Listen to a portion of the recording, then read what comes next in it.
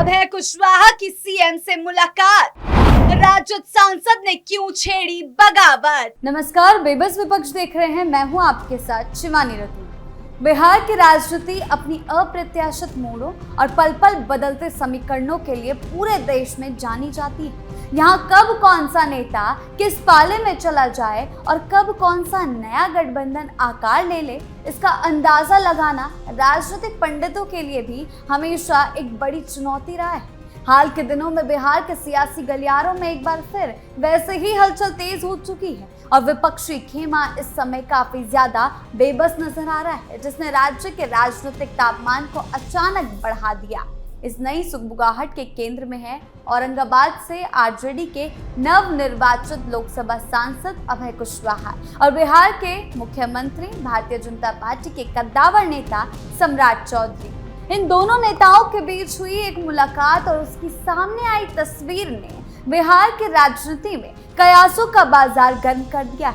मुख्यमंत्री आवास पर हुई इस मुलाकात को भले ही औपचारिक तौर पर एक शिष्टाचार भेंट या विकास कार्य को लेकर हुई चर्चा का नाम देने की कोशिश की जा रही हो, लेकिन ये कोई पहली मुलाकात नहीं है। ये बिहार की मौजूदा राजनीतिक परिस्थितियों को देखते हुए कोई भी विश्लेषक इसे इतनी सरलता से खारिज करने को तैयार नहीं है। इस मुलाकात के पीछे गहरे राजनीतिक समीकरणों और कुछ उलटफेर की खबरें सामने आ रही।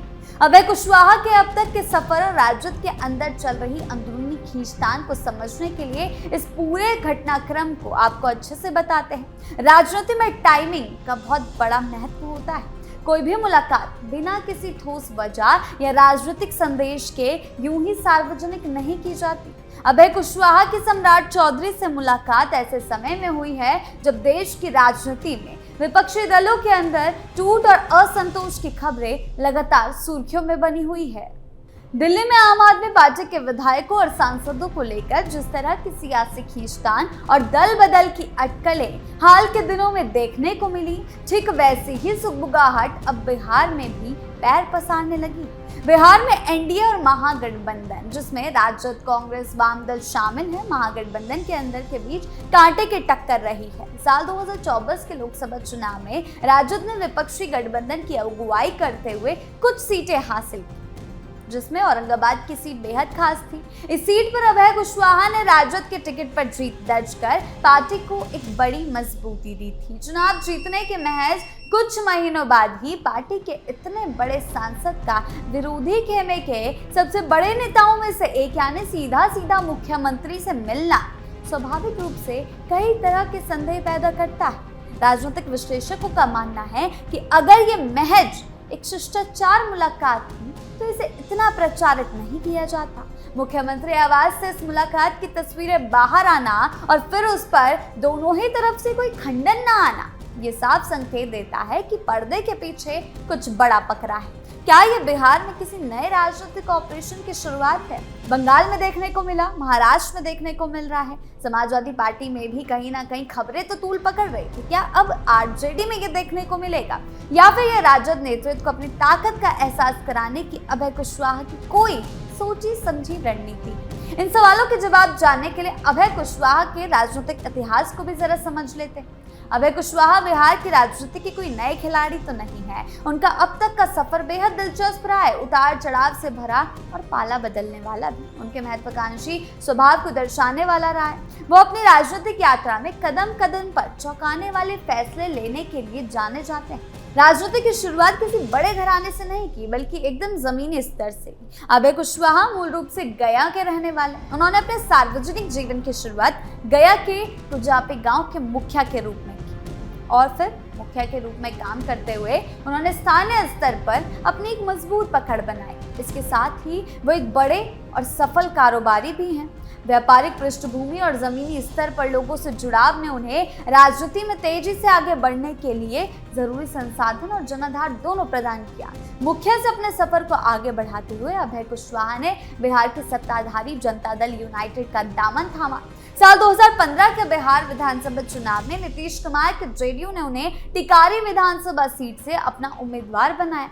इस चुनाव में अभय कुशवाहा ने शानदार जीत दर्ज की और पहली बार विधानसभा पहुंचे। विधानसभा में उनके आक्रामक तेवर, सांगठनिक क्षमता को देखते हुए जेडीयू नेतृत्व ने साल 2018 में उन्हें जेडीयू युवा प्रकोष्ठ का प्रदेश अध्यक्ष नियुक्त कर दिया। इस पद पर रहते हुए उन्होंने पूरे बिहार युवाओं के बीच जेडीयू की पैठ मजबूत करने के लिए काफी काम किया।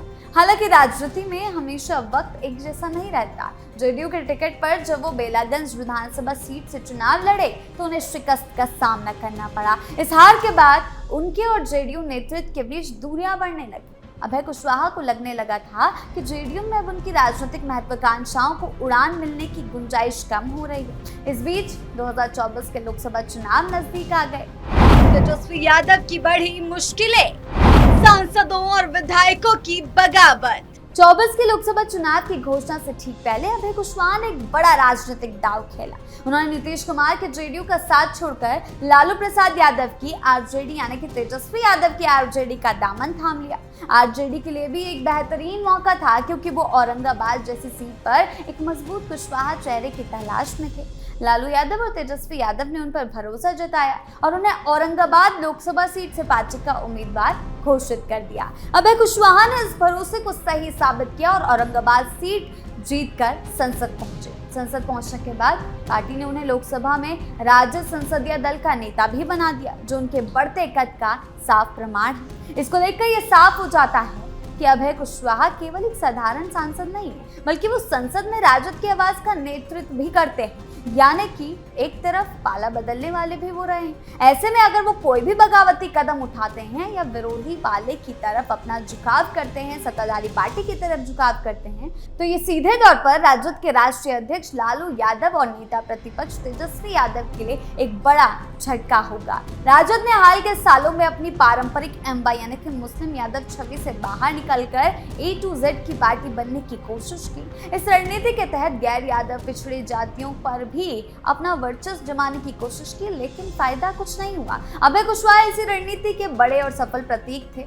उनके जाने या बागी होने से राजद के इस सोशल इंजीनियरिंग के प्रयोग को गहरा धक्का लग सकता है, जिसका सीधा असर आने वाले विधानसभा चुनावों पर पड़ेगा।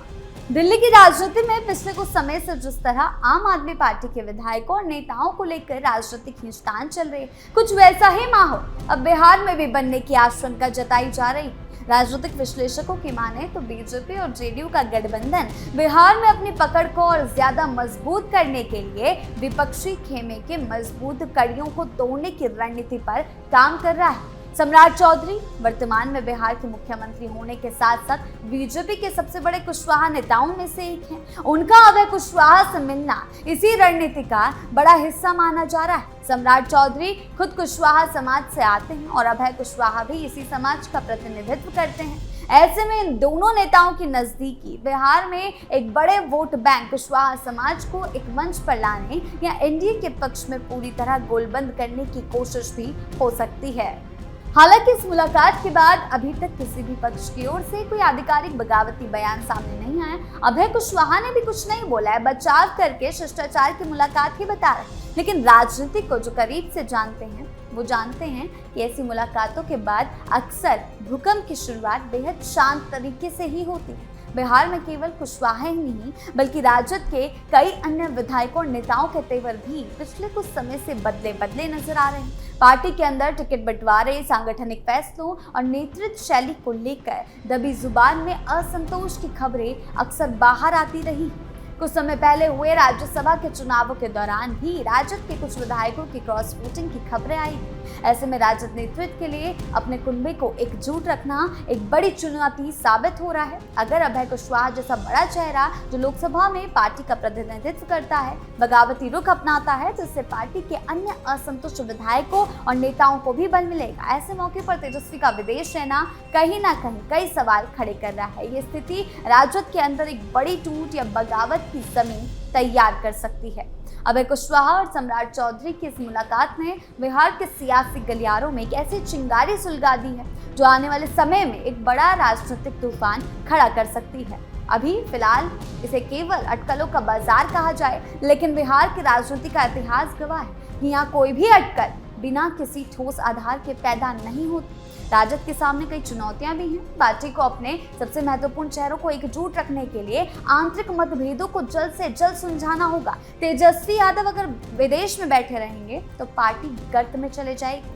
एनडीए की रणनीति भी उनके सामने एक बड़ी चुनौती है। सम्राट चौधरी और एनडीए के अन्य नेता विपक्षी खेमे को कमजोर करने, सोशल इंजीनियरिंग के समीकरणों को दुरुस्त करने के लिए हर संभव कोशिश कर रहे हैं, जो तेजस्वी यादव पर भारी पड़ती कहीं ना कहीं नजर आ रही है। अभय कुशवाहा का अगला कदम भी उनके लिए चुनौती हो सकता है। उनकी राजनीतिक महत्वाकांक्षाएं और उनका पिछला रिकॉर्ड ये बताता है कि वो अपने राजनीतिक भविष्य को सुरक्षित रखने के लिए कोई भी बड़ा फैसला लेने से पीछे नहीं हटेंगे। आने वाले दिनों में यह देखना बेहद दिलचस्प होगा कि अभय कुशवाहा की ये मुलाकात केवल एक चाय पर चर्चा बनकर रह जाती है या फिर ये बिहार की राजनीति में एक नए और बड़े उलटफेर की पटकथा लिखती है। फिलहाल बिहार के सियासी गलियारों की नजरें पूरी तरह से इस घटना पर टिकी हुई है और तेजस्वी यादव अब इसका क्या जवाब देते हैं, इस पर भी सभी की निगाहें बनी हुई है। आपकी इसको लेकर क्या राय है, हमें कमेंट सेक्शन में जरूर बताएं। धन्यवाद।